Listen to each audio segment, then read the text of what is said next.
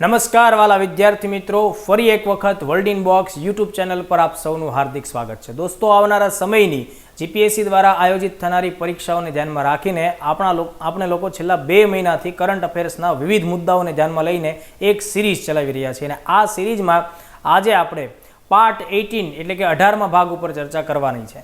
આ ભાગની અંદર હું તમારી સાથે 5 સવાલો શેર કરીશ. અગાઉના સેશન છે એ દરમિયાન આપણે દરેક સેશનમાં 10 સવાલો શેર કર્યા છે, પણ આ સેશનમાં આપણે મહત્વપૂર્ણ પરીક્ષાલક્ષી 5 ક્વેશ્ચન્સ ઉપર ચર્ચાઓ કરવાની છે. તો આ ચર્ચાઓનો આજનો આપણો પહેલો સવાલ દોસ્તો જોઈએ તો ક્વેશ્ચન સ્ક્રીન ઉપર હાઇલાઇટ થાય છે કે બિઝનેસ કોન્ફિડન્સ ઇન્ડેક્સ BCI કોના દ્વારા રજૂ થાય છે. દોસ્તો, આ ક્વેશ્ચન એટલા માટે આપણે અહીંયા સામેલ કર્યો છે કે દેશમાં છેલ્લા ઘણા મહિનાઓથી જે આર્થિક ગતિવિધિઓ છે એના પૈડા થંભી ચૂક્યા છે. કોરોના મહામારીના લીધે તમામ ક્ષેત્રો છે એની રોજિંદી પ્રવૃત્તિઓ ઠપ થઈ ચૂકેલી છે. તો આ સ્થિતિમાં દેશના વિવિધ ક્ષેત્રોની અંદર બિઝનેસની શું પરિસ્થિતિ છે એની આપણે માહિતી લેવી ખૂબ જ ફરજિયાત બની જાય છે. તો બિઝનેસ કોન્ફિડન્સ ઇન્ડેક્સ એ શબ્દ એની અંદર જ એક કોન્ફિડન્સ નામનો શબ્દ છે. તો બિઝનેસમેન જે લોકો છે, જે વિવિધ પ્રકારના ઉદ્યોગો ચલાવે છે, એ લોકોના મત મુજબ દેશમાં બિઝનેસની શું પરિસ્થિતિ છે એટલે કે એની ભાવના જે છે એને આપણે જાણવાની કોશિશ કરવાની હોય છે. તો આ પ્રકારનો ઇન્ડેક્સ દર 3 મહિને રિલીઝ થાય છે. તો આ વખતે જે ઇન્ડેક્સ રિલીઝ થયો છે એ અત્યાર સુધીમાં, મતલબ કે જ્યારથી 1991થી આપણને બિઝનેસ કોન્ફિડન્સ ઇન્ડેક્સ આપણી સામે આવતો થયો છે ત્યારથી અત્યાર સુધીમાં એનું સૌથી લોએસ્ટ રેટિંગ આપણી સામે આવ્યું છે. તો આ પ્રકારના મુદ્દાને ધ્યાનમાં લઈને કરંટનો એક ક્વેશ્ચન આપણે બનાવ્યો છે. તો આપણે આનો જવાબ જોઈએ દોસ્તો. Option B, national council of applied economic research. આ એક મહત્વપૂર્ણ સંસ્થા છે, એક પ્રકારની તમે કહી શકો થિંક ટેન્ક ટાઈપની સંસ્થા છે. ટાટા ટ્રસ્ટે અન્ય ઔદ્યોગિક એકમોને સાથે લઈ અને આ સંસ્થાની સ્થાપના કરેલી આ એક પ્રકારની સ્વતંત્ર સંસ્થા છે, છતાં ભારત સરકારની મદદથી અને સહાયતાથી એ સર્વેક્ષણ કરતી હોય છે. તો ખાસ ધ્યાન રાખવાનું કે બિઝનેસ કોન્ફિડન્સ ઇન્ડેક્સ છે એ NCAER દ્વારા રજૂ થાય છે.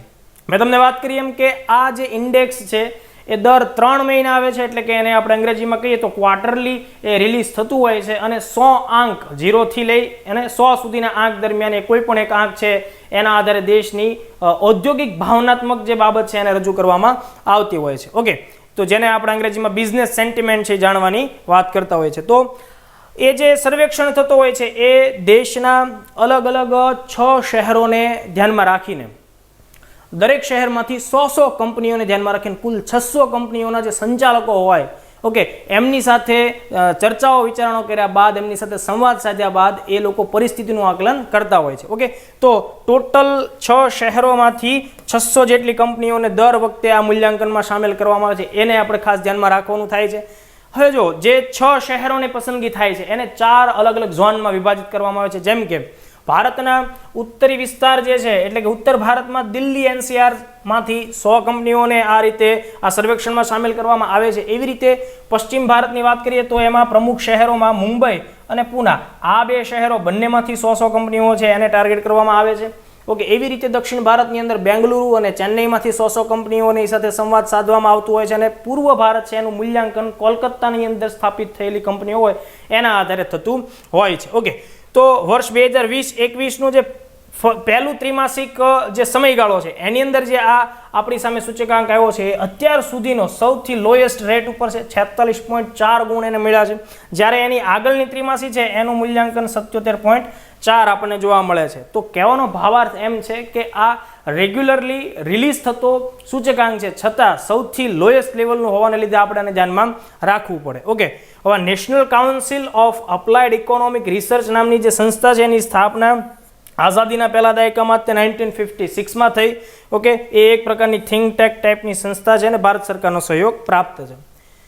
ત્યારબાદ દોસ્તો બીજો પ્રશ્ન આપણે લઈએ, એ છે મહત્વપૂર્ણ સંસ્થા છે TRIFED, tribal cooperative marketing development federation of India. TRIFED સંસ્થા છે એના બાબતે પ્રિલિમમાં પ્રશ્ન આવી શકે. જુઓ, આ એક અત્યંત મહત્વપૂર્ણ નેશનલ નોડલ એજન્સી છે જે મિનિસ્ટ્રી ઓફ ટ્રાઇબલ અફેર્સ અંતર્ગત કામ કરે છે અને એનો ઉદ્દેશ એ છે કે ભાઈ આપણા દેશની અંદર અલગ અલગ રાજ્યોની અંદર રહેતા આદિવાસી લોકો જે છે એમનું સામાજિક અને આર્થિક જીવન સમૃદ્ધ બને અને એ અત્યારની આધુનિક જીવનશૈલી છે એ અપનાવતા થાય એ માટે તમામ પ્રકારના વિકાસાત્મક કાર્યો છે એની જવાબદારી આ ટ્રાઇફેડ નામની સરકારી સંસ્થા ઉપર રહેલી છે.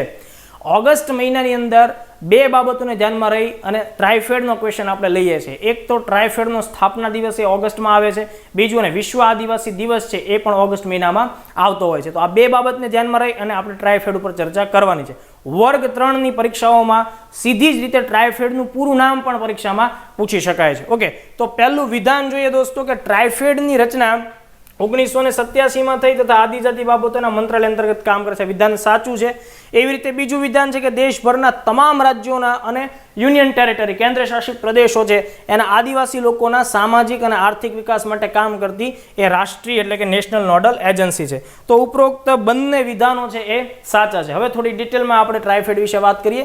મેં એનું તમને નામ કીધું છે, સ્ક્રીન ઉપર છે, એ તમે એક બે વાર લખશો એટલે તમને યાદ રહેશે. વર્ગ 3માં ખાસ ધ્યાન રાખવું, ટ્રાઇફેડનું પૂરું નામ પરીક્ષામાં પૂછી શકાય. ટ્રાઇફેડ કયા મંત્રાલય અંતર્ગત કામ કરે છે? તો આદિજાતિ મંત્રાલય અંતર્ગત કામ કરતી નેશનલ નોડલ એજન્સી છે અને એનો ઉદ્દેશ મેં તમને જણાવ્યો એ મુજબનો છે. એની સ્થાપના છે એ 6 ઓગસ્ટ 1987ના રોજ થઈ. 1988થી એને કામગીરી કરવાની શરૂઆત કરી. તો જો માનો કે એક્ઝામમાં તમને એવો પ્રશ્ન પણ પૂછાય, જેમ કે જો આસિસ્ટન્ટ ટ્રાઇબલ ડેવલપમેન્ટ ઓફિસર ATDOનું આપ સૌએ ફોર્મ ભર્યું હશે, એની પરીક્ષા કોઈ પણ સમય ડિક્લેર થશે, તો એ બાબત એટલે એ પરીક્ષાને ધ્યાનમાં રાખીને આ જે સંસ્થા છે એ તમારા માટે જાણવી ખૂબ મહત્વની થઈ જાય. ઓકે, તો જો એની સ્થાપના છે એ 6 ઓગસ્ટ 1987ના રોજ થઈ છે, એ તમારે ખાસ ધ્યાનમાં રાખવાનું. વડું મથક એનું દિલ્હી છે, મંત્રાલય અંતર્ગત કામ કરતી સંસ્થા છે. ઓકે, હવે જો ઓગસ્ટ મહિનામાં તે વિશ્વ આદિવાસી દિવસ ઉજવવામાં આવતો હોય છે, તો વર્લ્ડ ઇન્ડિજિનિયસ પીપલ ડે જેને આપણે એ રીતે પણ ઓળખતા હોઈએ. તો એની વિશે થોડી વાત કરી લઈએ. 1994ના વર્ષથી યુનાઇટેડ નેશન દ્વારા જે પહેલ થઈ એને ધ્યાનમાં રાખીને 9 ઓગસ્ટનો જે દિવસ છે એને વિશ્વભરની અંદર વિશ્વ આદિવાસી દિવસ તરીકે ઉજવવામાં આવે છે. વિશ્વ આદિવાસી દિવસ ઉજવવા પાછળનો ઉદ્દેશ એ છે કે વિશ્વના એવા જે કોઈ પણ દેશ કે જ્યાં મૂળ નિવાસી લોકો એટલે કે આદિવાસી લોકો રહેતા હોય તો એમની પોતાની સાંસ્કૃતિક જે બાબતો છે એનું સંરક્ષણ પણ થવું જોઈએ અને ધીમે ધીમે ક્રમશઃ એ લોકો આધુનિક જીવનના પાસાઓને પણ પોતાના જીવનમાં વણતા થાય એ પ્રકારની કોશિશ આપણે કરવી જોઈએ. તો આદિવાસીઓના પ્રશ્નો, એના સ્વાસ્થ્યની બાબત, એના શિક્ષણની બાબત, એના રોજગારોની બાબત, કહી શકાય કે એનું ગરિમાપૂર્ણ જીવન છે એની બાબત ઉપર જે તે દેશોની સરકાર અને જે તે દેશોની સોસાયટીનું ધ્યાન જાય એ હેતુથી એક પ્રકારનો જાગૃતિ ફેલાય એ માટે આ દિવસ ઉજવવામાં આવતો હોય છે. ઓકે, બીજું આપણે એક્ઝામને ધ્યાનમાં રાખીને જોઈએ તો આ વર્ષની જે 9th ઓગસ્ટની જે થીમ પૂછી શકાય એક્ઝામમાં, તો જો COVID-19 and indigenous people resilience, એટલે કે COVID-19 અને આ જે લોકો છે એના જીવન ઉપર એની કોઈ વિપરીત અસર ન થાય, એની સ્થિતિ સ્થાપકતા જળવાઈ રહે, એ આપણી આ વર્ષની થીમ છે ને એ થીમ ઉપર આપણે આ કામ કર્યું છે. બીજું એક એક્સ્ટ્રા ફેક્ટને આપણે ધ્યાનમાં લઈએ છીએ, decade of indigenous language.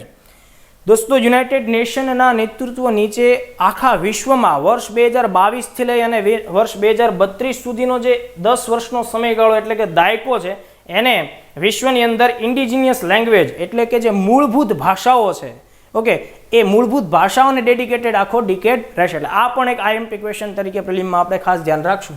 Okay, બીજું હવે જો અહીંયા આદિવાસી લોકોના અનુસંધાને કેટલાક ફેક્ટ્સ આપણે રજૂ કરીએ છીએ. તો જો વિશ્વની અંદર હાલના ધોરણે ટોટલ 7.8 અબજ જેટલી આબાદી આપણને વિશ્વભરમાં જોવા મળે છે. એ પૈકી જે કુલ આબાદી છે વિશ્વની એનો આશરે 6% જેટલો ભાગ છે એ 6% ભાગ કોનો છે? એ આદિવાસી લોકોનો છે.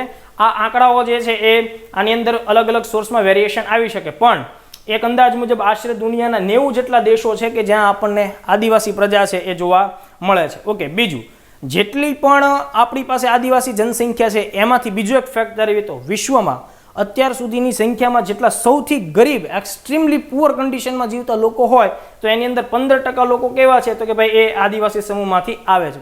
ઇન્ડિયાની જે ટોટલ જનસંખ્યા છે એમાં 2011ની એટલે કે જે છેલ્લી જનસંખ્યા ગણતરી થઈ એ એના આંકડાઓને ધ્યાનમાં રાખીએ તો દોસ્તો આપણા દેશની અંદર આદિવાસી લોકોની સંખ્યા છે એ કુલ આબાદીના 8.6% જેટલી આબાદી થાય છે.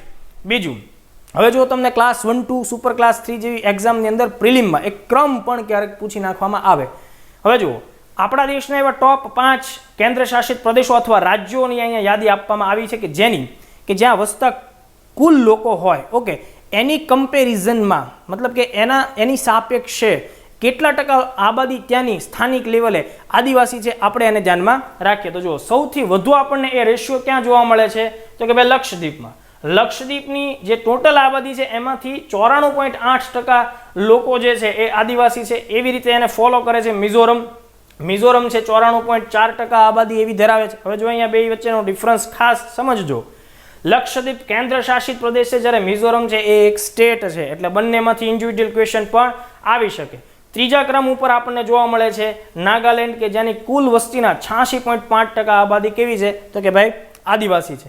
એવી રીતે મેઘાલયમાં આપણને આ રેશિયો 86.1%, જ્યારે અરુણાચલ પ્રદેશમાં 68.8% આ રીતે કમ્પેરેટિવલી રેશિયો જોવા મળે છે. બીજું, જે ટોટલ આપણા દેશની અંદર આદિવાસી આબાદી છે એનો સૌથી વધુ પોર્શન ટોટલ આખા દેશની આદિવાસીનો આશરે 14.7% જેટલી વસ્તી છે એ ક્યાં જોવા મળે છે, મધ્યપ્રદેશમાં. એટલે કે મધ્યપ્રદેશ સૌથી વધુ આદિવાસી વસ્તી ધરાવતું રાજ્ય થાય. ઓકે, ત્યારબાદ બીજા ક્રમ ઉપર મહારાષ્ટ્ર છે 10.1%, ઓડિશા 9.2% સાથે ત્રીજા ક્રમ ઉપર છે, રાજસ્થાન 8.8% સાથે ચોથા ક્રમ, અને આપણું હોમ સ્ટેટ છે ગુજરાત એ 8.5% આબાદી સાથે પાંચમા ક્રમે છે. તો આટલા ફેક્ટ્સ તમારે ખાસ ધ્યાનમાં રાખવાના છે. આ બધા ફેક્ટ્સ છે એનો સોર્સ છે એ 2011ની ભારત સરકાર દ્વારા થયેલી જનસંખ્યા ગણતરી છે એ છે. એટલે એકદમ ઓથેન્ટિક સોર્સ છે, તમારે ખાસ ધ્યાનમાં રાખવાનું. બીજું, આપણું જે સ્ટેટ છે ગુજરાત, તો ગુજરાતની જેટલી આબાદી હોય એને આપણે જો 100% લઈએ તો આપણી 100% ગુજરાતની આબાદીમાંથી 14.8% જે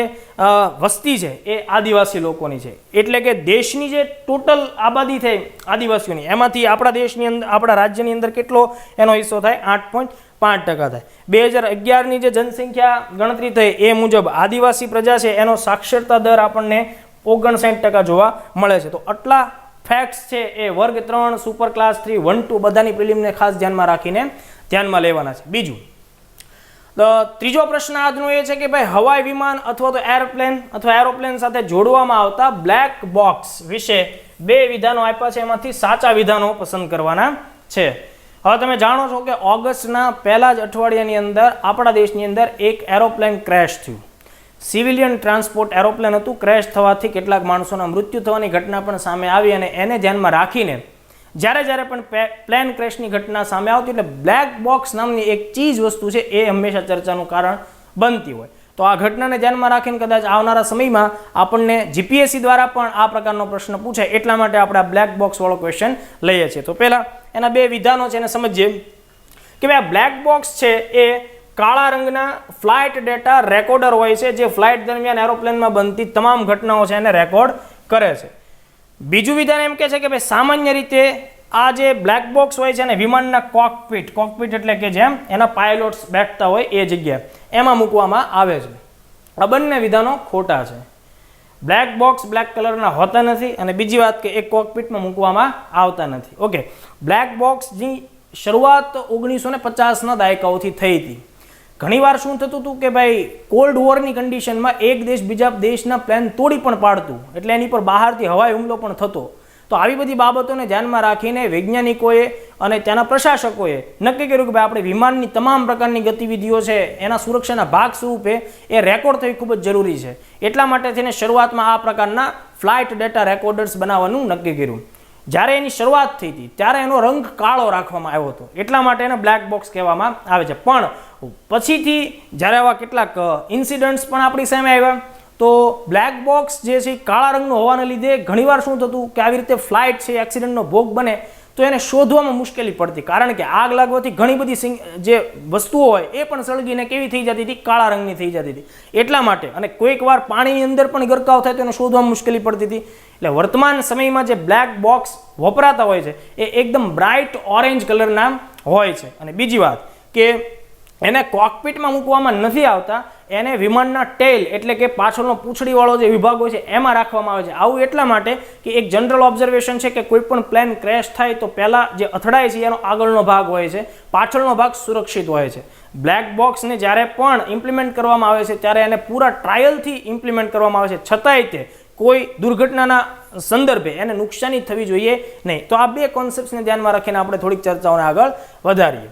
તો મેં તમને વાત કરી કે 1950ના દાયકાથી આ વસ્તુ જે છે એને ઇમ્પ્લિમેન્ટ કરવાનું શરૂ થયું, અને એના ઉદ્દેશો પર પણ મેં તમારી સાથે ચર્ચા કરી. બ્લેક બોક્સ જે છે એ ખરેખર બે અલગ અલગ ટાઈપના ડિવાઇસ છે એનું જોડાણ હોય છે. બે અલગ અલગ ટાઈપના ડિવાઇસ છે એ બ્લેક બોક્સની સાથે કનેક્ટ હોય. એમાં એક હોય છે ફ્લાઇટ ડેટા રેકોર્ડર કે જે ફ્લાઇટનો તાજેતરનો મતલબ કે નજીકના સમયનો એનો આખો ઇતિહાસ એમાં દર્જિત હોય, મતલબ કે જ્યારથી ફ્લાઇટ છે એ ઉડાનની શરૂઆત કરે છે એટલે કે ટેક ઓફ થાય છે ત્યારથી લેન્ડિંગ થાય ત્યાં સુધીની અંદરની તમામ ગતિવિધિઓ છે એ પણ સેન્સરથી અને કેમેરાથી રેકોર્ડ થાય છે. ઓકે, તો એ આખી ચીજ છે એને આપણે FDR તરીકે ઓળખશું.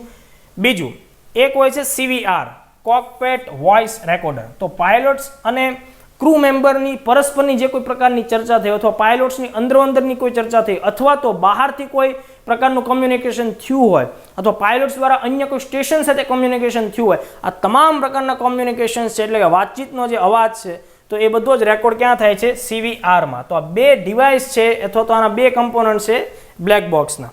મેં તમને વાત કરી એમ એનો રંગ અને એનું સ્થાન વિશે પણ આપણે ચર્ચા કરી. બીજું બ્લેક બોક્સ છે આ થોડીક એક્સ્ટ્રા માહિતી છે કે જ્યારે એને એરોપ્લેન સાથે જોડવામાં આવે એ પહેલાં એનું એક ટેસ્ટ થાય. તો એ ટેસ્ટ દરમિયાન શું હોય તો કે ભાઈ એને 750 કિલોમીટર પ્રતિ કલાકની ઝડપે કોન્ક્રીટ વોલ સાથે અથડાવવામાં આવે છે.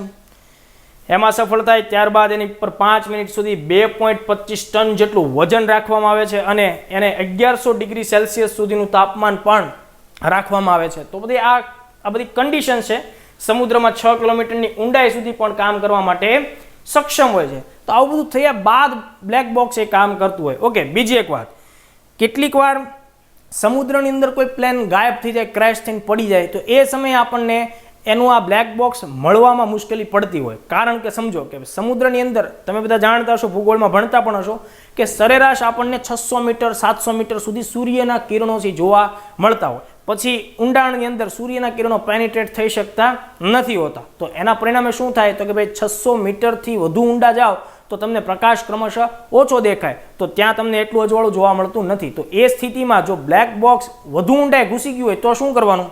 તો એની સાથે એક ડિવાઇસ રાખ્યું હોય છે ULB, જેને અંડર વોટર લોકેટર બીકન તરીકે ઓળખવામાં આવે છે. એક દીવાદાંડી. એ સાધન એવું હોય છે કે જ્યારે એનો સંપર્ક પાણી સાથે થાય એટલે તરત જ એમાંથી પ્રકાશ આવે છે, મતલબ પેલો લેમ્પ કેમ જગતો હોય એમ. તો એની અને એ પ્રકાશ તીવ્ર હોય જેથી કરીને ખૂબ દૂર અથવા ઊંડાણમાં હોય તો પણ જ્યારે રેસ્ક્યુ ટીમ એને શોધવા નીકળે ત્યારે એને મળી જતું હોય. તો આટલા ફેક્ટ તમારે ખાસ ધ્યાનમાં રાખવાના છે. બીજું જે કરંટની અંદર ઘટના ઘટી એ તો ભાઈ એ એક પ્લેન છે કે જે એર ઇન્ડિયા એક્સપ્રેસ ફ્લાઇટ છે, એનો ક્રમ હતો 1344 કે જેણે ઉડાન ભરી હતી દુબઈથી UAE થી, અને એ આવતું હતું કેરળના કોઝિકોડ અથવા તો કાલિકટ ઇન્ટરનેશનલ એરપોર્ટ ઉપર. અને એ દરમિયાન વરસાદની પરિસ્થિતિને લીધે એનો રનવે જે છે એ એકદમ ભીંજાયેલો હતો, ભેજવાળો હોવાને લીધે એ વ્યવસ્થિત રીતે એનું લેન્ડિંગ થઈ શક્યું નહીં. અને બીજી એક વાત એ કે ટેબલ ટોપ રનવે હોવાને લીધે એ બચી શક્યું નહીં અને એ સ્લીપ થતાં આગળ જઈને ખાઈમાં પડી ગયું. તો આ જે આખી દુર્ઘટના થઈ એટલા માટે આપણે આખો મુદ્દો ધ્યાનમાં લઈએ છીએ. તો અહીંયાથી કેવા પ્રશ્નો નીકળે જો ખાસ સમજો. એ જે પ્લેન ક્રેશ થયું એ કઈ કંપની અથવા સંસ્થાનું છે તો કે એર ઇન્ડિયા એક્સપ્રેસ. એનો ફ્લાઇટ નંબર પૂછી શકાય પ્રિલિમમાં, વર્ગ 3ની એક્ઝામમાં 1344. એ જે પ્લેન હતું એ પ્લેન આ કંપની વાપરતી હતી પણ પ્લેનનો ટાઈપ કયો હતો? ઓકે, તો એ પ્લેનનો ટાઈપ હતો બોઈંગ 737-8HG. ઓકે, ટોટલ એની અંદર 185 પેસેન્જર અને 6 ક્રૂ મેમ્બર હતા, મતલબ કે 2 પાયલટ્સ અને પ્લસ 4 ક્રૂ મેમ્બર એ રીતે. તો બંને પાયલોટ સહિત અહીંયા કેટલાક માણસો મૃત્યુ પામ્યા. મુખ્ય જે પાયલોટ હતા એનું નામ હતું દીપક સાથે, મરાઠી વ્યક્તિ હતા. અને આ ઘટના ઘટ્યા બાદ મહારાષ્ટ્રની અંદર એના માટે રાજકીય શોક પણ પાળવામાં આવ્યો હતો. અને બીજા એની સાથે એના જુનિયર પાયલોટ હતા એ હતા અખિલેશ કુમાર. તો આટલા મુદ્દાઓને તમારે ખાસ ધ્યાનમાં રાખવાનું છે. બીજું ટેબલ ટોપ જે મતલબ એરપોર્ટ હોય છે એની સ્થિતિ એવી હોય છે કે દુર્ગમ વિસ્તાર હોય ત્યાં પ્લેનને લેન્ડિંગ કરાવવા માટે થઈ અને સમતલ જમીન નથી હોતી, પણ કૃત્રિમ રીતે એને સમતલ બનાવવામાં આવતી હોય છે. તો કેટલીક ઊંચાઈ ઉપર ટેબલ ટોપ એરપોર્ટ બનાવવામાં આવતા હોય. તો અહીંયા જે છે એ કોઝિકોડ અથવા તો કાલિકટનું જ ત્યાં આપણે ઇમેજ લીધી છે કે એટલો એનો રનવે હતો, બાકીના ભાગમાં ઢોળાવ હતો અને નીચે ઘણી નીચાઈ ઉપર ખાઈની અંદર એ પ્લેન તૂટ્યું હતું. ઇન્ડિયાની અંદર આવા કેટલાક એરપોર્ટ છે જે ટેબલ ટોપ ટાઈપના એરપોર્ટ ગણી શકાય. જેમ કે જો એમાંથી કેરળમાં જ તે બે છે, એક કાલિકટ અથવા કોઝિકોડ જ્યાં દુર્ઘટના ઘટી એ, બીજું છે કુન્નૂર ઇન્ટરનેશનલ એરપોર્ટ કર્ણાટકની અંદર છે, મેંગ્લોર ઇન્ટરનેશનલ એરપોર્ટ, અને એક નોર્થ ઇસ્ટમાં મિઝોરમની અંદર છે લેંગુપુઈ એરપોર્ટ. તો આનું જે સ્થાન અને લોકેશન છે એ પણ પ્રિલિમમાં ભવિષ્યની અંદર પ્રશ્ન તરીકે આવી શકે. ઇન્ડિયામાં 4 જ છે. ઓકે, એટલે ચારે આપણે યાદ રાખવા ફરજિયાત થઈ જાય. ઓકે, ત્યારબાદનો ચોથો ખૂબ જ મહત્વપૂર્ણ ક્વેશ્ચન છે વિશ્વ જૈવ ઇંધણ મતલબ કે વર્લ્ડ બાયોફ્યુઅલ ડે, વિશ્વ જૈવ ઇંધણ દિવસ ક્યારે મનાવવામાં આવે છે? ઓકે, જવાબ આનો છે 10 ઓગસ્ટ. દોસ્તો, આપણે બધા મોટા ભાગે અત્યારના સમયમાં પેટ્રોલિયમ ઇંધણનો ઉપયોગ કરતા આવીએ છીએ, ડીઝલ, પેટ્રોલ, સીએનજી એ બધું. પણ એની સાથે જે વ્યક્તિએ ડીઝલની શોધ કરી, રુડોલ્ફ ડીઝલ એન્જિનની શોધ જેણે કરી, એણે જ બાયોફ્યુઅલની પણ શોધ કરી અને પોતે એનું સરળ રીતે ઇમ્પ્લિમેન્ટેશન પણ કર્યું. તો રુડોલ્ફ ડીઝલના પ્રયાસોને લીધે આપણને બાયોફ્યુઅલ જેવો શબ્દ પણ મળે છે, બાયોફ્યુઅલનો કોન્સેપ્ટ પણ મળે છે. બાયોફ્યુઅલ એટલે એક એવું ઈંધણ અથવા એવું તેલ કે જે સજીવ વનસ્પતિ અથવા તો અમુક પ્રાણીઓની ચરબીમાંથી આપણને મળતું હોય અને એનો ઉપયોગ આપણે એઝ અ પેટ્રોલિયમની જગ્યાએ, મતલબ કે આપણા બળતણ તરીકે કરતા હોઈએ. તો વિશ્વભરની અંદર અત્યારે જે ગ્રીનહાઉસ ગેસની કન્ડિશન આપણી સામે આવી છે અને પેટ્રોલિયમ છે એનો જથ્થો પણ સીમિત છે અને એનો આપણે સમયાંતરે વધુને વધુ ઉપયોગ કરીએ તો એ ક્વોન્ટિટી પણ ઘટતી જાય છે.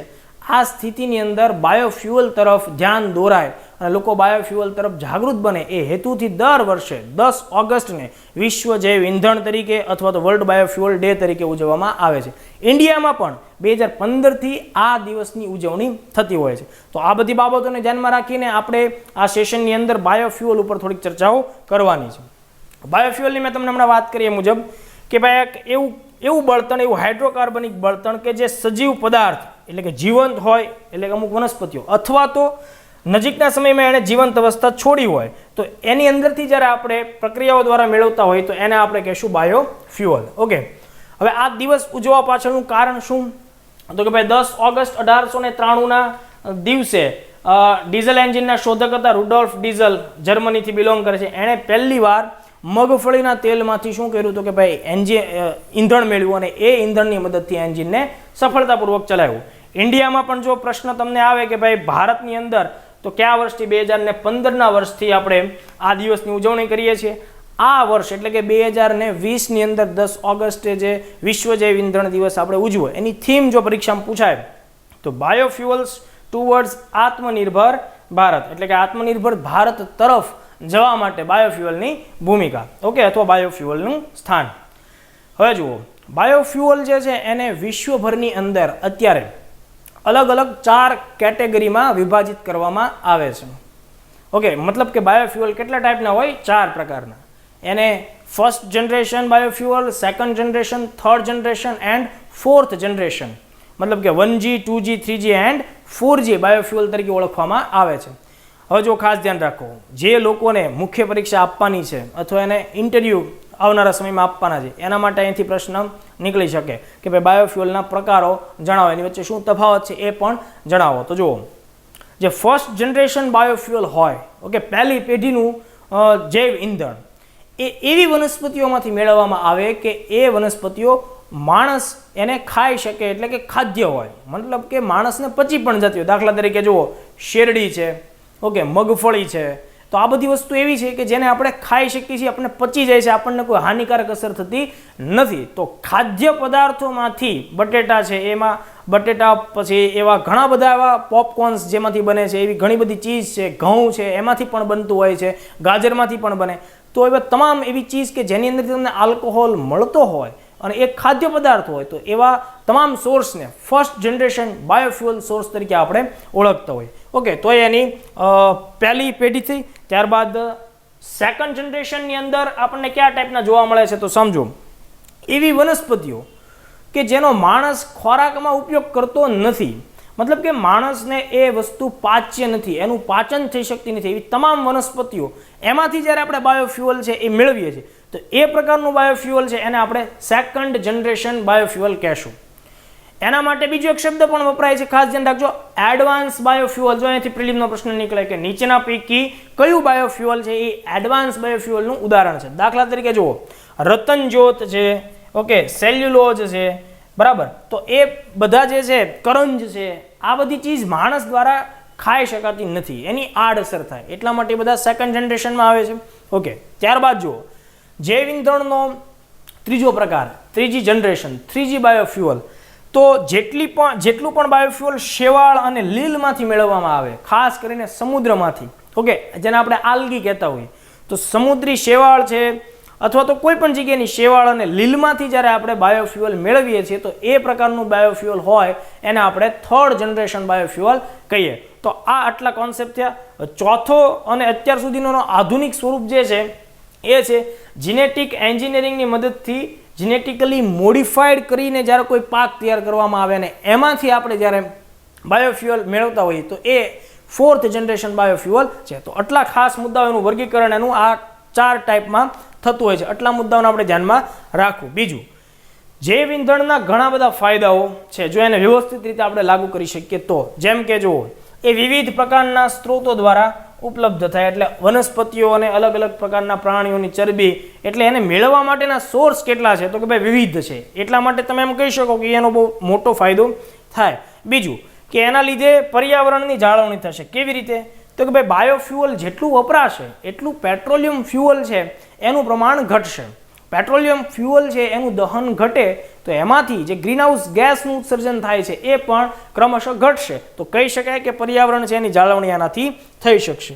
ત્યારબાદ ભારત જેવો દેશ છે તો એની અંદર બાયોફ્યુઅલ માટેના ઘણી બધી પરિસ્થિતિઓ ઉપલબ્ધ છે. એટલે આ જે પ્રકારનું ફ્યુઅલ છે એ આપણને સ્વદેશી રીતે મળે, એટલે કે આત્મનિર્ભર ભારત, મેક ઇન ઇન્ડિયા, આ બધા કોન્સેપ્ટ છે એ પણ એની અંદર સામેલ થઈ જાય. બીજું કે જેટલો પણ જૈવિક કચરો છે કૃષિનો અને પ્રાણીઓના મળમૂત્રનો, ઓકે, એ બધા એક સારા સોર્સ તરીકે આમાં વાપરી શકાય. તો એના લીધે શું થશે તો કે ભાઈ ગ્રામીણ ભારતમાં અથવા તો કૃષિ ક્ષેત્રની અંદર આપણે રોજગારીનું અને આવકનું સર્જન કરી શકીએ. તો આ જો પ્લાન વ્યવસ્થિત લાગુ થાય તો એના લીધે ભારતની અંદર આવક અને રોજગાર વધી શકે. ઓકે, ત્યારબાદ આ બધા સોર્સ કે જેમાંથી બાયોફ્યુઅલ લઈએ છીએ એ રિન્યુએબલ છે, એટલે કે પુનઃપ્રાપ્ય છે. એવું નથી કે એકવાર તમે વાપરી નાખો એટલે ફરીથી તમે એનો ઉપયોગ ન કરી શકો. ટૂંકા જ સમયમાં તમે એનો ફરીથી ઉપયોગ કરી શકો. એટલે પુનઃપ્રાપ્ય પ્રકારનો એ સોર્સ થાય.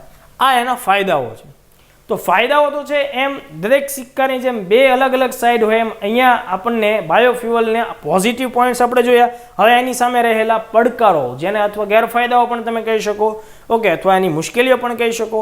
તો જુઓ ભાઈ, બાયોફ્યુઅલની આપણે વાત કરી પણ એની ઉત્પાદનની પ્રક્રિયા અને એની પાછળ લાગતો ખર્ચ એ ઘણો બધો લાંબો થાય, મતલબ કે વધી જાય છે. જેટલું સરળતાથી આજે આપણે પેટ્રોલને શુદ્ધિકરણ કરી અને આપણા વાહનમાં એનો ઉપયોગ કરી શકીએ એટલું સરળતાથી ઓછા સમયમાં આ વસ્તુ રિફાઇન થઈ શકતી નથી. એના માટે ઘણો બધો સમય લાગતો હોય છે. બીજું કે જો જૈવ ઇંધણ માટે માનો કે ફર્સ્ટ જનરેશન ઉપર ફોકસ કરી દેવામાં આવે તો એના લીધે એવું થશે કે અત્યારના સમયની જે ખાદ્ય શૃંખલા છે, મતલબ કે જે વસ્તુઓનો આપણે ખોરાક તરીકે ઉપયોગ કરીએ છીએ એ બધી ચીજ બાયોફ્યુઅલના વધારે ભાવ મળતા હોવાના લીધે શેરડીને એ બધી ચીજ ક્યાં જતી રહેશે તો કે ત્યાં રિફાઇનરીમાં જતી રહેશે. એના લીધે શું થશે તો કે ભાઈ ફુગાવો થશે, ભાવ વધારો થશે, આવી બધી પરિસ્થિતિઓ પણ સર્જાશે. બીજું કે બાયોફ્યુઅલનું ઉત્પાદન કરવા માટે જેટલું જળ અને જમીનનો વિસ્તાર જોઈએ છે તો એ ઘણો બધો વધારે છે.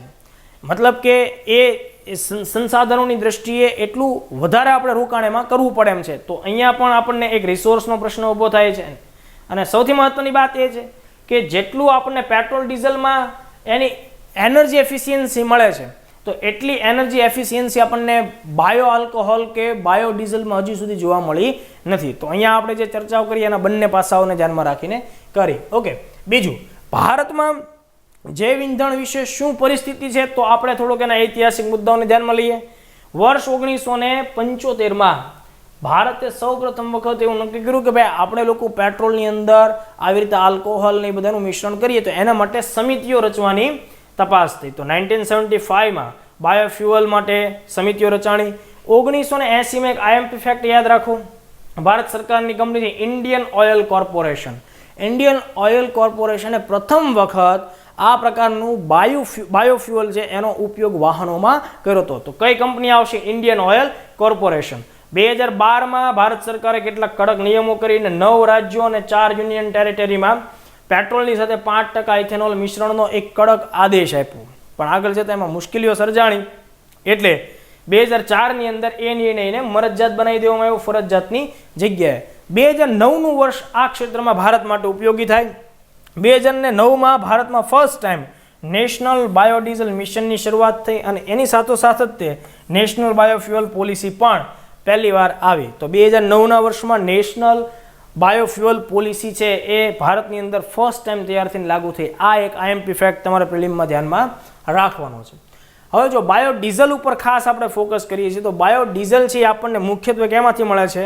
જેટ્રોફા અને કરંજ. બંનેની ઇમેજ પણ તમને સ્ક્રીન ઉપર છે, જોઈ શકો છો. તો સોયાબીન, પામ તેલ, રતનજોત, કરંજ એ બધામાંથી બાયોડીઝલ આપણને મળે છે. બીજું, ડીઝલની જગ્યાએ જો બાયોડીઝલ આપણે ઉપયોગમાં લઈએ તો એમાંથી જે ગ્રીનહાઉસ ગેસનું ઉત્સર્જન થાય છે એ પ્રમાણ કેવું થાય છે? ઘટી જાય છે. બીજું, અત્યારની પરીક્ષાઓ માટે ખાસ આઈએમપી આ મુદ્દાને ધ્યાનમાં રાખવાનું. નેશનલ પોલિસી ઓન બાયોફ્યુઅલ 2018 2009ની જે પોલિસી હતી એમાં ઘણો બધો ધરખમ સુધારો કરી અને 2018ના વર્ષમાં ભારત સરકાર એટલે નવી ગવર્મેન્ટે બાયોફ્યુઅલ ઉપર નવી એક પોલિસી લાવ્યા. તો આ પોલિસી ખાસ ધ્યાનમાં રાખવાની, એ પ્રિલિમનો પોઈન્ટ બની શકે. હવે જુઓ એમાંથી શું પ્રશ્ન નીકળી શકે. તો આ નેશનલ પોલિસી ઓન બાયોફ્યુઅલ 2018 છે એનો લક્ષ્યાંક આપણે પ્રિલિમમાં ખાસ ધ્યાન રાખવાનો છે. 2030 સુધીમાં ભારત સરકાર એવું અત્યારે નિર્ધારિત કરીને આ પોલિસી મુજબ ચાલવાની કોશિશ કરશે કે ભાઈ પેટ્રોલની અંદર 20% ઇથેનોલ અને ડીઝલની અંદર 5% બાયોડીઝલનો ઉપયોગ ભારતમાં થતો હશે. જો આ ખાસ ધ્યાન રાખજો, આ લક્ષ્યાંક તમારે ખાસ ધ્યાનમાં રાખવાના છે. બીજું, આપણી જે પોલિસી છે ભારત સરકારની 2018 પોલિસી, એના અંતર્ગત બાયોફ્યુઅલને 3 જ કેટેગરીમાં વિભાજિત કર્યા છે. વર્લ્ડ લેવલ ઉપર આપણે બાયોફ્યુઅલને 4 કેટેગરીમાં વિભાજિત કરીએ છીએ. First generation, second generation and third generation. First જનરેશનની મેં તમને ડેફિનેશન આપી, પણ બીજો એક શબ્દ જે આપણી પોલિસીમાં વપરાણો છે, જે ખાદ્ય પદાર્થોમાંથી આપણને જે ઈંધણ મળે છે એના માટે બેઝિક બાયોફ્યુઅલ એ ટાઈપનો શબ્દ વપરાણો છે. બીજું, સેકન્ડ જનરેશન કે જે અખાદ્ય વનસ્પતિઓમાંથી આપણે મેળવીએ છીએ એના માટે શબ્દ વપરાય છે એડવાન્સ્ડ બાયોફ્યુઅલ. અને થર્ડ જનરેશન આલ્ગી, લીલ અને શેવાળમાંથી મળે છે. મોટાભાગે સમુદ્રની શેવાળનો એમાં ઉપયોગ થતો હોય તો જો ભવિષ્યની અંદર આના માટે 3G માટે બ્લુ બાયોફ્યુઅલ એવો શબ્દ વપરાય તો જ તમારે સમજવાનું કે સમુદ્ર સાથે એનું રિલેશન છે. તો આટલા મુદ્દાઓને ધ્યાનમાં રાખશું. બીજું, આ સેકન્ડ જનરેશન છે એના ઉપર સરકારનું વધુ ફોકસ છે. જો ખાસ ધ્યાન રાખજો, પોલિસીએ વધુ એમ્ફેસાઇઝ કોના ઉપર કર્યું છે? સેકન્ડ જનરેશન એડવાન્સ ઉપર. અને એને ધ્યાનમાં રાખીને નેક્સ્ટ અપકમિંગ 6 યર્સ એટલે કે આ 2018 છે, 18ની પોલિસી છે, તો સમજો તમે 2024-25 સુધીમાં સરકાર 5,000 કરોડ રૂપિયાની ફાળવણી આ ક્ષેત્રમાં કરવાની છે. તો આટલા મુદ્દાઓ આપણે ખાસ ધ્યાનમાં રાખશું. બીજું, હવે જુઓ જે પ્રકારના સવાલો ભૂતકાળમાં પૂછાઈ ગયા છે એને ધ્યાનમાં રાખીને ભારતની અંદર જૈવ ઈંધણનો ઉપયોગ જે છે એ એરોપ્લેનમાં પણ સફળતાપૂર્વક થયેલો છે. આ પ્રકારની ઘટના આપણી સામે 2018માં સૌ પ્રથમ વખત આવી.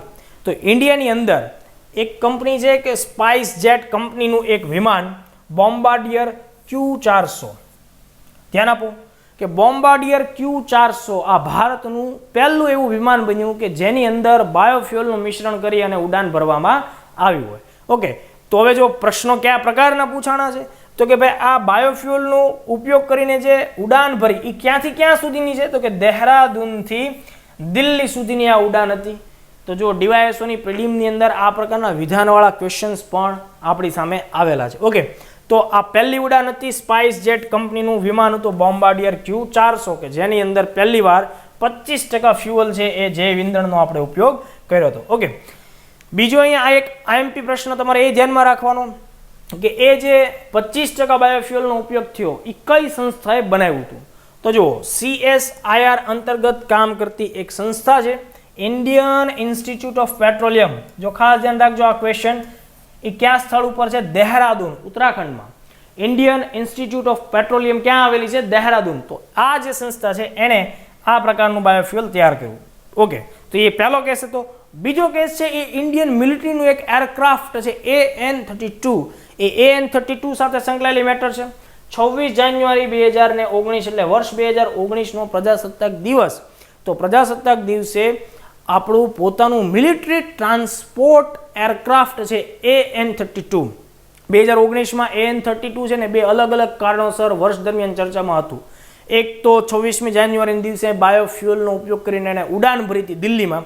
ઓકે, એટલે એ એક મેટર થઈ. અને બીજી એક મેટર એ થઈ કે જૂન 2019માં AN-32 છે એ નોર્થ ઇસ્ટમાં અરુણાચલ પ્રદેશમાં ક્રેશ થયું હતું અને એમાં લગભગ 13 માણસો મરી ગયા હતા. તો આ બે બાબતને લઈ અને AN-32 છે ચર્ચામાં હતું. તો જુઓ AN-32 વિશે કેટલાક ફેક્ટ્સ છે. તો AN-32 છે એ રશિયન મૂળનું મિલિટરી ટ્રાન્સપોર્ટ છે અને વિશ્વમાં એના અલગ અલગ 10 સ્વરૂપો કાર્યરત છે. એમાંનું એક સ્વરૂપ ભારત પણ વાપરે છે, જે અલગ અલગ મોસમની અંદર મિલિટરીને સપોર્ટ આપવા માટે થઈને કામગીરી કરતું હોય. તો બે બાબતને લઈને એ ધ્યાનમાં હતું કે મેં તમને વાત કરી કે અરુણાચલ પ્રદેશની અંદર એને અકસ્માત નડ્યો હતો. ઓકે, તો આટલા મુદ્દાઓ ક્લિયર. ત્યારબાદ આજના સેશનનો લાસ્ટ ક્વેશ્ચન નંબર 5, ખૂબ આઈએમપી પ્રશ્ન થશે. સાયન્સ ટેકનોલોજીમાં એનર્જીના વિભાગ સાથે સંકળાયેલો આ પ્રશ્ન થઈ જાય અને આંતરરાષ્ટ્રીય સ્તરે પણ ભારત એટલે આઈઆરના પોઈન્ટ ઓફ વ્યૂથી પણ ભારતની એક વૈશ્વિક પહેલને ધ્યાનમાં રાખીને આ પ્રશ્ન થશે. વન સન વન વર્લ્ડ વન ગ્રીડ પહેલ, ઓકે, OSOWOG.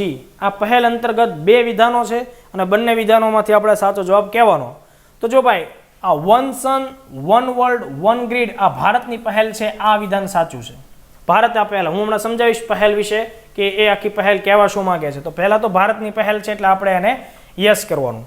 બીજું કે આ પહેલને લાગુ કરવા માટે જે નાણાંની જરૂર પડશે તો એ આપશે એશિયન ઇન્ફ્રાસ્ટ્રક્ચર ઇન્વેસ્ટમેન્ટ બેંક દ્વારા ટેકનિકલ આસિસ્ટન્ટ પ્રોગ્રામ હેઠળ સહાયતા આપવામાં આવશે. તો આ વિધાન ખોટું છે. કેમ? તો કે ભાઈ અહીંયા આવશે વર્લ્ડ બેંક. જો આ બધા વિધાનો તમારે સમજવાના, કરંટ વાંચો છો તો તમને ભૂલાઈ જવાનું છે, પણ જ્યારે તમે એનો એંગલ બનાવીને એને વ્યવસ્થિત સમજવાની કોશિશ કરશો તો પરીક્ષા સુધી તમારે મતલબ કે યાદગીરીમાં રહેશે. વર્લ્ડ બેંક આને સપોર્ટ કરશે.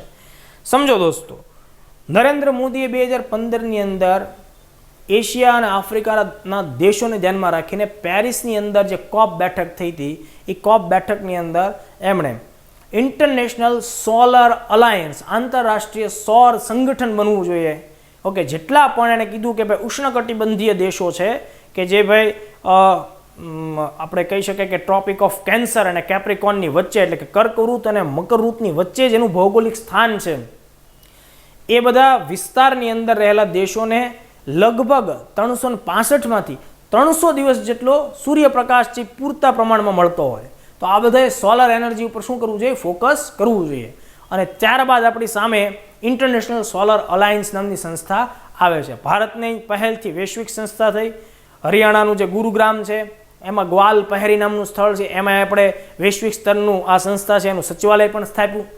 જો કે આ આખી મેટર છે એ મેં ભૂતકાળના આ જ સિરીઝના એક લેક્ચરની અંદર તમને ડિટેલમાં સમજાવેલી છે. ઓકે, તો હવે જુઓ, મોદી સાહેબનું એક એવું બીજું સપનું આપણી સામે આવીને ઉભી રહ્યું કે ભાઈ દરેક દેશ જે પોતે સોલર એનર્જી પ્રોડ્યુસ કરવા માગે છે એ બધા દેશોની વચ્ચે એક પ્રકારનું ગ્રીડ કનેક્શન થાય. મતલબ કે એક જોડાણ થાય, એક દેશ સાથે બીજા દેશની જે સોલર એનર્જી છે એનું કનેક્શન, એની સાથે ત્રીજા દેશ, તો એક આખું નેટવર્ક ઊભું થવાની તૈયારી છે. મતલબ કે આ જે કોન્સેપ્ટ છે ભવિષ્યમાં એ થઈ પણ શકે. તો એ આખો જે કોન્સેપ્ટ છે, તો સૌર ઉર્જા જે ઉત્પાદિત થાય છે એનું એક નેટવર્કમાં જોડાણ એટલે ગ્રીડથી જોડાણ કરીને એકબીજા દેશોને એની શું થાય, સરપ્લસ હોય તો આપલે કરી શકાય. આ આખો મુદ્દો એટલે આ પહેલ વન સન વન વર્લ્ડ વન ગ્રીડ. તો આના ઉપરથી આપણને કેટલાક પ્રશ્નો નીકળી શકે. બીજું અહીંયા જુઓ કે ભારતની આ જે પહેલ છે એને આંતરરાષ્ટ્રીય સ્તરના વિશ્લેષકો એમ કહે છે કે ઇન્ડિયાનું આ જે કદમ છે એ ચીનની બેલ્ટ એન્ડ રોડ ઇનિશિયેટિવની જે પહેલ છે એની સામે ટક્કર આપવા માટે મોદી સાહેબે આ પ્રકારની પહેલ લીધી છે. તો જો ભવિષ્યમાં પ્રિલિમમાં કોઈ જગ્યાએ આવો એંગલ પણ તમને વિધાન માટે પૂછાય તો પણ તમારે એ વસ્તુને ધ્યાનમાં રાખવાનું છે. ઓકે, તો જો આ OSOWOG ની વ્યાખ્યા તમારે આપવાની છે તો કેવી રીતે આપો? તો કે ભાઈ આ એક ભારત દ્વારા રજૂ કરવામાં આવેલી પુનઃપ્રાપ્ય ઉર્જા સ્ત્રોતોની પરસ્પર જોડાયેલી એક વૈશ્વિક વ્યવસ્થા એટલે કે ગ્રીડ નેટવર્ક ઊભું કરવાનું આમાં આખો કોન્સેપ્ટ છે. આ પહેલનો સૌથી પહેલી વાર ઉલ્લેખ છે એ 2018માં થયો હતો, જ્યારે ઇન્ટરનેશનલ સોલર અલાયન્સની પહેલી જનરલ એસેમ્બલીનું આયોજન થયું હતું દિલ્હી ખાતે. તો ત્યારે પ્રાઇમ મિનિસ્ટર મોદી સાહેબે આની વાત કરી હતી અને એ જ સમયે હિન્દ મહાસાગરના કિનારે આવેલા બધા દેશો છે એની પણ મિટિંગ હતી. તો એની સેકન્ડ મિટિંગની અંદર પણ સાહેબે આ મુદ્દાનો ઉલ્લેખ કરેલો. ઓકે, બીજું આ પહેલ માટે વિશ્વ બેંક તરફથી આપણને ટેકનિકલ આસિસ્ટન્સ પ્રોગ્રામ હેઠળ સહાયતા જેટલા પણ દેશો જોડાઈને આપવામાં આવશે. આ આખી પહેલ છે એનું આખું કામગીરીનું સંચાલન કોણ કરશે? તો કે ભાઈ ભારત સરકારનું કેન્દ્રીય મંત્રાલય છે, Ministry of New and Renewable Energy, એ આનું મુખ્ય પ્રમુખ જવાબદારી ધરાવતી સંસ્થા છે. બીજું તમારે પ્રિલિમમાં ખાસ ધ્યાનમાં રાખવાની બાબત એ થઈ કે આ OSOWOG પહેલ છે એ અલગ અલગ 3 તબક્કાઓમાં લાગુ થશે. ખાસ ધ્યાન રાખવાનું, 3 તબક્કાઓ. એમાં જે ફર્સ્ટ ફેઝ છે એમાં એશિયાઈ દેશોનો સમાવેશ થશે, સેકન્ડ ફેઝમાં આફ્રિકાના જે દેશો છે એનો સમાવેશ થશે અને થર્ડ ફેઝ આવશે એમાં વિશ્વના અન્ય દેશો કે જે કોઈ પણ આમાં ઈચ્છા ધરાવે છે એ બધાનો આપણે આમાં સમાવેશ કરી શકશું. ઓકે, તો આટલા મુદ્દાઓ ખાસ ધ્યાન રાખશું. બીજું એક ફેક્ટ, 2030 સુધીમાં ભારતનો લક્ષ્યાંક એવો છે કે દેશને જોતી જે ઉર્જા છે એનો 40% હિસ્સો આપણે ગેર જીવાશ્મ ઇંધણ સ્ત્રોત એટલે પેટ્રોલ સિવાયના એટલે પેટ્રોલિયમ પ્રોડક્ટ સિવાયના અન્ય કે જે પર્યાવરણ માટે હાનિકારક નથી એવા સોર્સ ઉપર આપણે મતલબ કે ટકતા હોવો જોઈએ, તો એની ઉપર આપણે નિર્ભર હોવો જોઈએ. તો 40% એનર્જી પોર્શન આપણો એને એ બધા સોર્સ ઉપર રહેશે. આવો 2030 સુધીનો લક્ષ્યાંક છે. તો આટલા મુદ્દાઓની આજે દોસ્તો આપણે આ સેશનમાં ચર્ચાઓ કરી. ઓકે, તો આ સેશન છે એ પ્રિલિમ માટે ખૂબ જ ઉપયોગી છે. આવનારા સમયમાં આવા નવા સેશન સાથે આપણે ફરીથી મળશું. ત્યાં સુધી જય હિન્દ, જય ભારત.